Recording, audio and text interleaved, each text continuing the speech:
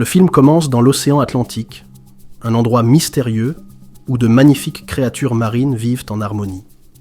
Parmi elles, une sirène nommée Ariel, la plus jeune fille du roi Triton, souverain des mers, se distingue par sa curiosité pour le monde des humains. Bien qu'elle n'ait jamais vu ce monde, elle est fascinée par les objets qui tombent régulièrement dans l'océan. Ces objets humains, qu'elle collectionne avec passion, éveillent en elle un désir de découvrir ce qui se cache au-delà des vagues. Son père, cependant, interdit formellement à Ariel de s'approcher du monde humain, une interdiction renforcée par la tragique histoire de sa mère, morte à cause des humains. Malgré cette interdiction, Ariel, guidée par son insatiable curiosité, trouve toujours un moyen de se rapprocher du monde des humains. Elle est conseillée par son ami Flounder, un poisson très fidèle et protecteur, qui l'accompagne dans ses aventures sous-marines. Un jour, Ariel aperçoit un grand navire qui sombre dans l'océan. Poussée par l'envie de collecter encore plus d'objets humains, elle décide de s'y rendre. Lorsqu'elle s'aventure dans les ruines du navire, un grand requin surgit soudainement et attaque Ariel. Heureusement, elle parvient à s'échapper en nageant vite, cachant sa peur derrière une apparente sérénité. En retour, le roi Triton organise une grande célébration pour l'anniversaire de la Lune écarlate. Cependant, il remarque rapidement qu'Ariel manque à l'appel. Il se met alors en colère et ordonne à son conseiller Sébastien le Crabe de retrouver sa fille. Il lui rappelle les règles strictes du royaume et lui explique pourquoi il est si déterminé à protéger ses enfants du monde humain. Dans l'immense palais sous-marin, Ariel, quant à elle, a une autre obsession. Elle passe de nombreuses heures à contempler ces objets humains, qu'elle garde dans sa chambre secrète. Une des choses qui l'émerveille le plus est une fourchette qu'elle a trouvée dans l'épave du navire et qu'elle utilise comme un peigne, croyant que c'est un instrument de beauté. Lorsque Sébastien retrouve Ariel et lui annonce que son père est furieux, Ariel retourne chez son père, où une violente dispute éclate entre eux. Le roi Triton, dans un accès de colère, interdit à sa fille de retourner à la surface, l'accusant de mettre sa vie en danger en s'intéressant aux humains. Désespérée, Ariel se retire dans sa chambre, le cœur lourd, encore plus déterminée à prouver que le monde humain est un endroit fascinant. L'histoire prend un tournant lorsque le prince Eric, héritier d'un royaume côtier, arrive avec son navire pour célébrer son anniversaire.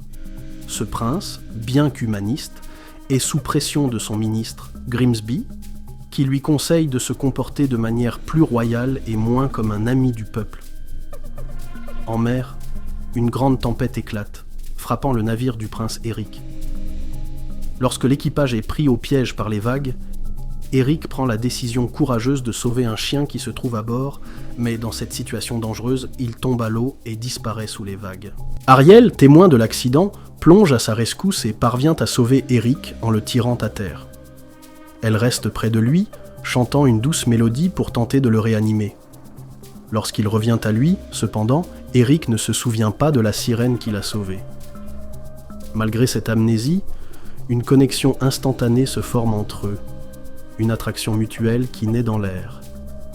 Mais Ariel, redoutant que l'on découvre son identité, se cache dans l'ombre, espérant pouvoir le revoir un jour. Le lendemain, le roi Triton découvre qu'Ariel a disparu de sa chambre, ce qui augmente sa colère.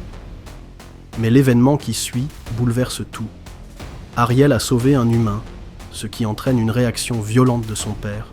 En réponse à cet acte, Triton brise toutes les possessions humaines d'Ariel, dont la fourchette et d'autres objets qui étaient pour elle d'une grande valeur sentimentale.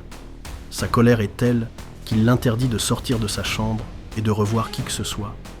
Ariel, dévastée, se réfugie dans la mer où elle est observée par Ursula, une sorcière maléfique, qui entrevoit une occasion de manipuler Ariel pour servir ses propres intérêts. Ursula, cachée dans l'ombre, fait une proposition à Ariel. Si elle accepte de donner sa voix en échange de la possibilité de devenir humaine pendant 3 jours, elle pourra peut-être séduire le prince Eric et le convaincre de l'embrasser. Mais si Ariel échoue à obtenir son baiser avant la fin de ces 3 jours, elle redeviendra une sirène et deviendra l'esclave d'Ursula. Ariel, désormais humaine, rejoint la terre ferme. Cependant, sa première expérience sur le sol humain n'est pas facile. Elle est capturée par des pêcheurs, mais parvient à s'échapper grâce à l'aide de Flounder et de Sébastien. En attendant, Eric, toujours inconscient de la véritable identité de la jeune fille, continue de chercher la mystérieuse sirène qui l'a sauvée. Mais lorsqu'il rencontre Ariel sous sa forme humaine, bien qu'il se sente attiré par elle, il ne fait pas immédiatement le lien avec la sirène qu'il a aperçue sur les vagues. Alors qu'ils passent du temps ensemble, explorant les rues de la ville, Eric commence à ressentir un lien fort avec Ariel, mais sans savoir exactement pourquoi.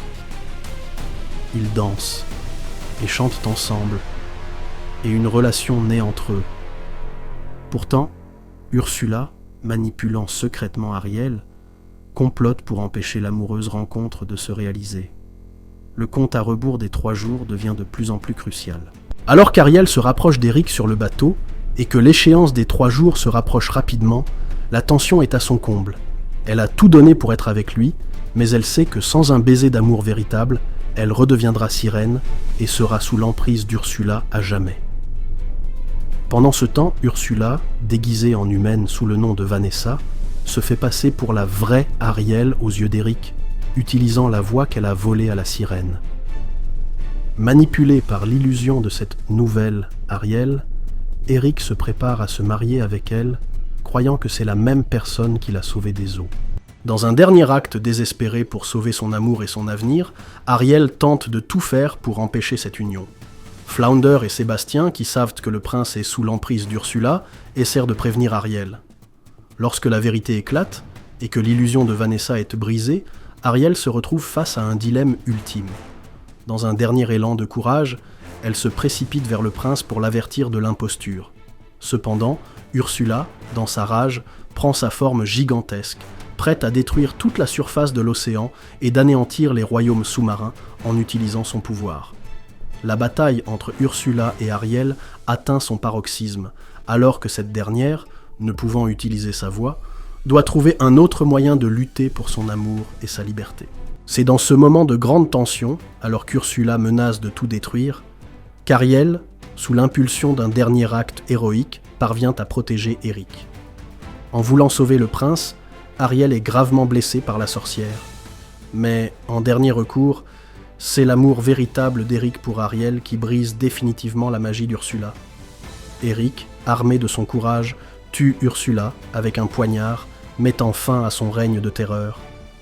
Ariel, blessée, perd toute son énergie sous l'impact final du combat.